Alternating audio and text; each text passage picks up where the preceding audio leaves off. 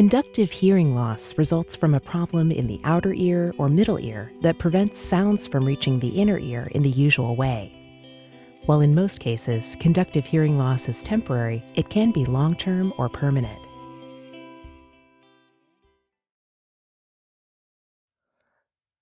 Let's learn about some of the reasons a child may have conductive hearing loss. Earwax is produced inside the ear canal to keep the ear healthy and to protect the eardrum. If too much earwax builds up, it can sometimes form a plug that blocks sound from reaching the eardrum.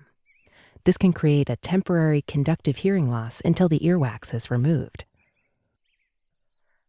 Fluid buildup in the middle ear is common in infants and young children. One common reason is the size and position of the eustachian tube.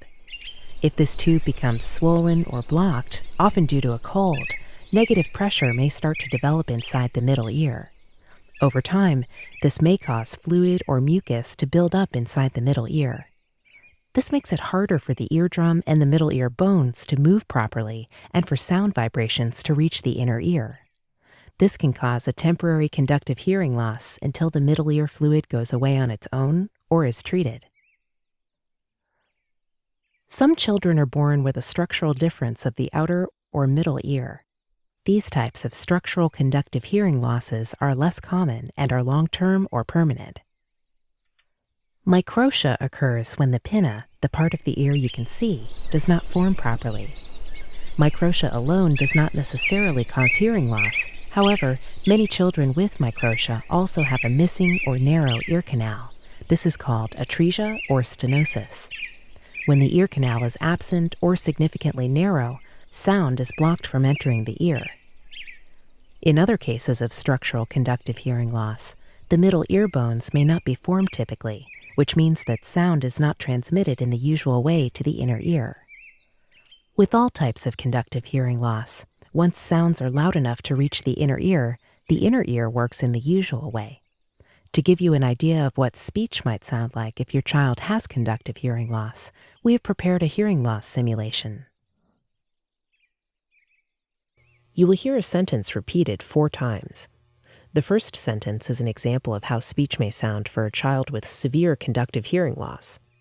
The second sentence is an example of hearing with a moderate conductive hearing loss. This will be followed by an example of how speech may sound for someone with a mild conductive hearing loss. The last sentence is an example of how speech may sound for a child with typical hearing. Note that these simulations are for demonstration purposes only. Your audiologist can talk to you about your child's hearing levels.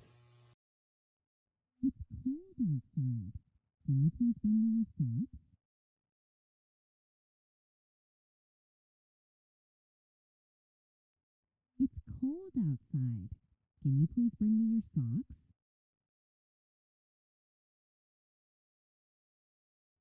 It's cold outside.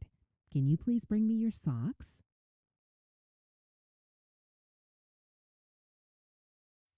It's cold outside.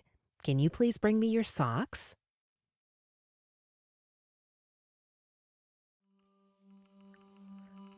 Talk to your doctor or contact your local audiology clinic if you have concerns or questions about your child's ears or hearing.